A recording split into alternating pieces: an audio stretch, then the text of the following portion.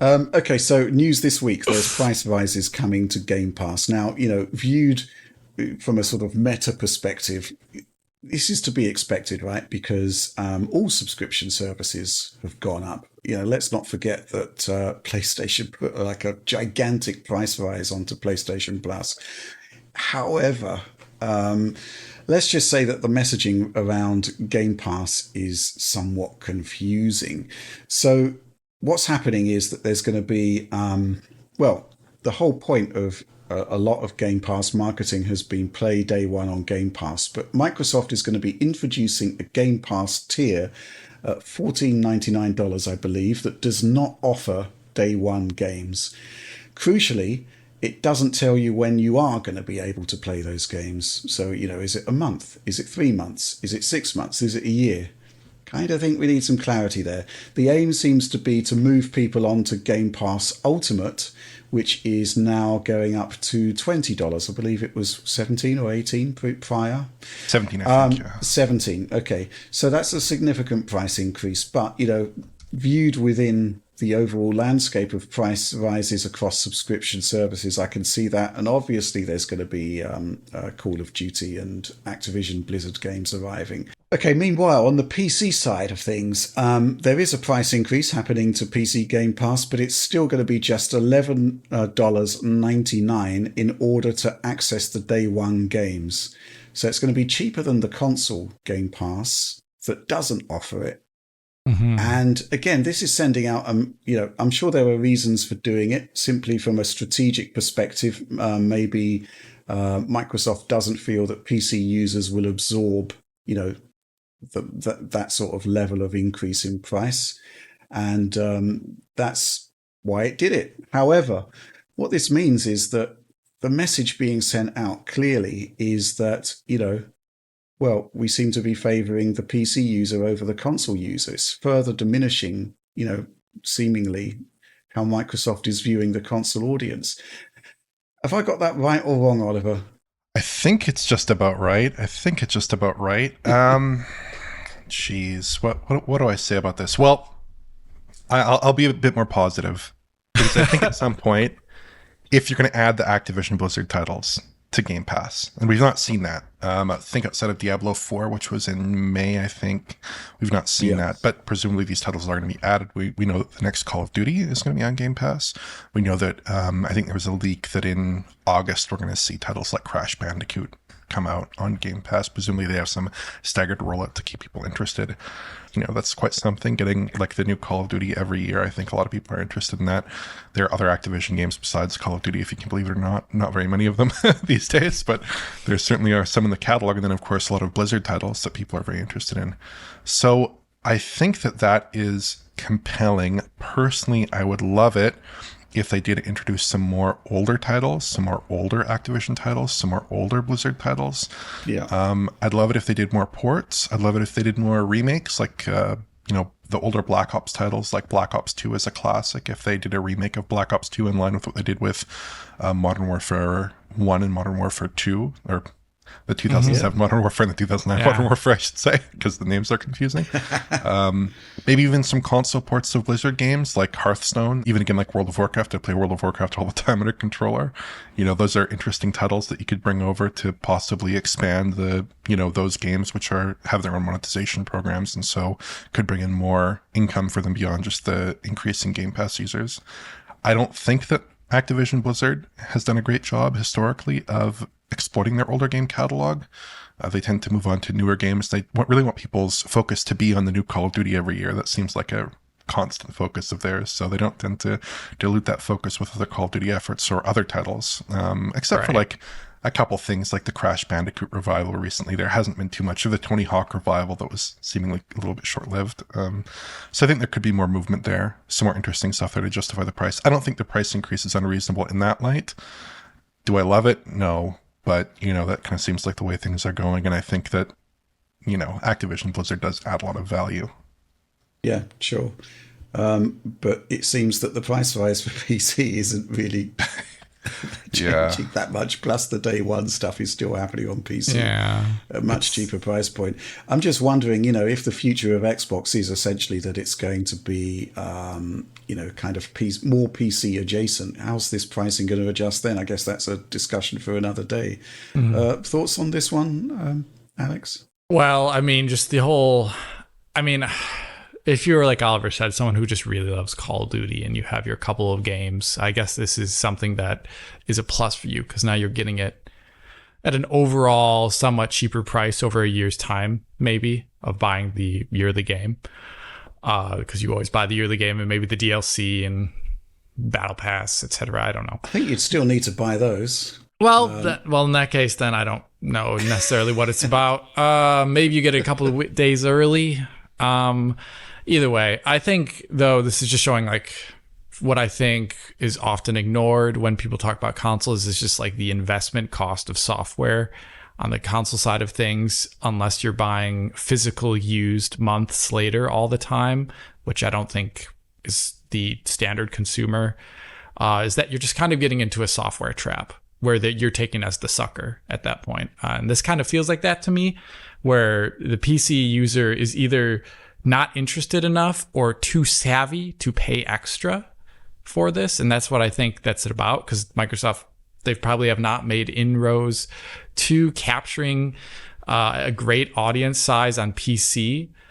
If they did, they would have no problem with raising the price, I feel. Kind of like they know people are already captured in their service and they want it. It's like how Netflix works. They know people won't give it up, so they increase the price and they get more out of it. And in this case, I feel like since they haven't made that captured audience on PC, they need to keep the price low enough to actually still keep enticing people to try it out. And that, to me, I don't know what that necessarily shows overall, but I think it just makes the deal for getting a console over time now looking worse and worse. So if you are interested in getting a console and Game Pass, maybe double take and think about the smaller, less expensive PC option at some point if you're also interested in Game Pass. But that doesn't mean the Game Pass on PC is going to be great, though, because I can talk about my own experience. Like, Game Pass requires the Xbox app and or use of Microsoft Store, but it actually does require the Xbox app, I think, most often, because that is where you see the full listing of available Game Pass games really easily. On the store, you have to just search the name of the game, I'm pretty sure, and if it is a part of Game Pass, then you can click install. But getting things to show up from searching on the store isn't very convenient. But for using the Xbox app itself, as I talked about on the program before, just maybe 10, 15 minutes ago, I've had a lot of issues with getting Game Pass games running on PC. So they just sometimes don't start, or the install doesn't start, or the download kind of stops midway is another thing that's happened in the past to me. And unfortunately, the UI is not nearly descriptive or responsive enough to give you a great idea as a user, especially if you're a casual user. Like for me, I'll like immediately go into Control Alt Delete, my brain task manager, and I'll see actually if my internet connection is being utilized in a large way, or if the app is just blown apart. So I know to look for things, but the average user wouldn't necessarily know that, and you could sit there for like 2-3 hours wondering why the game wasn't installed. I just don't think it's a very reliable system currently at the moment, PC Game Pass. So yeah, at the moment, I think it's them treating two consumers for a similar product in vastly different ways, kind of taking advantage of the console user and really being a lot more respectful to the PC user. But at the same time, the PC user experience for Game Pass is decidedly poorer than the Xbox One. So I don't think that's why they're pricing it the way they are, though. I think the way it works is that there's two separate markets here, which you correctly identify, Alex. And there have been certain precedents established on console whereby they charge more for you over time in a way that's simply not possible on PC. This concept that you pay for access to online console multiplayer, for example, Microsoft does it, Sony does it, and it just would never fly on PC. right? This concept of Game Pass $11.99 a month for PC users, it could possibly be just a different mindset for the PC user, more akin to the idea that ownership is a bit more important, that actually having a library of games that may have been built up over time on Steam, for example, actually has a lot of value. And the fact that Steam do a pretty masterful job with their sales to the point where people buy games that they never play. Oh, yeah. Or, obviously the stack of, the backlog, as we call it. Why should I be paying $12 a month for access to more games when, I've got this historical pile up of really good titles that, I can play at any given point, and the games actually launch.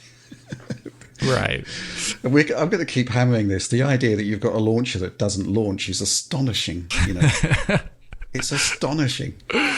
And I just think it's a completely different audience. Obviously, of course, you've got Epic Games as well, literally giving away games. If you've got an Amazon Prime subscription, you're being given games. So I think the concept of, it all comes down to those day one titles that are therefore for PC. So it's got to be included in that $12 tier. And, you've got to have a great run of great titles to consistently keep people on that tier.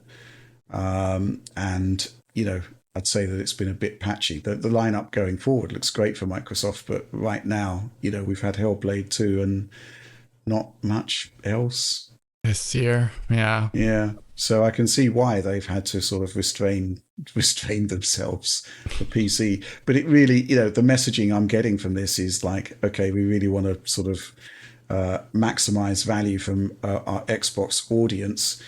But at the same time, equally it's saying, well, maybe you should be getting a PC. It's just really, really bizarre. And it's all part of this painful transition period I think the Xbox business is going through at the moment, where there's so many things where the optics just don't look great, But I think when you look at things across the longer term, it will probably turn out to be the right call.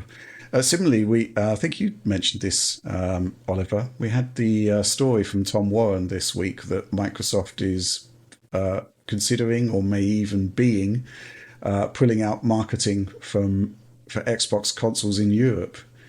The story sounds plausible to me because historically mainland Europe hasn't been a stronghold for Xbox, and I can imagine it's been even more diminished in the Series era. But I'm curious what you think about that, Oliver.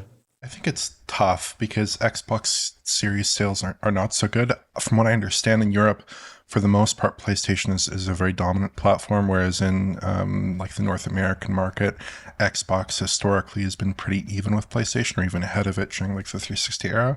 I think in the UK it might be the case also that the Xbox is comparatively doing a little bit better. Yeah, that goes all the way back to 360, by the way. Yeah, but certainly in recent times it's not been nearly as positive. I don't know, shifting the emphasis to Game Pass, I guess, makes a little bit more sense in markets where you don't really have that install base of Xbox consoles and you aren't expecting to make inroads. You might as well try a different approach. Again, I think it just comes back to like the Xbox with an Xbox concept where, this is a great idea. I think works great in the boardroom, but in an actual living room or on a phone, it's not quite as positive of an experience at the moment. So I think they just need to brush it up and make that actually a good experience for players. And then maybe it'll be a more enticing offer, but at the same time, they're also increasing the price of the Game Pass. So maybe that is little bit PC, I'm sure that's pretty big in mainland Europe. So the concept of possibly shifting your marketing towards Game Pass as opposed to a console, I think it kind of makes sense.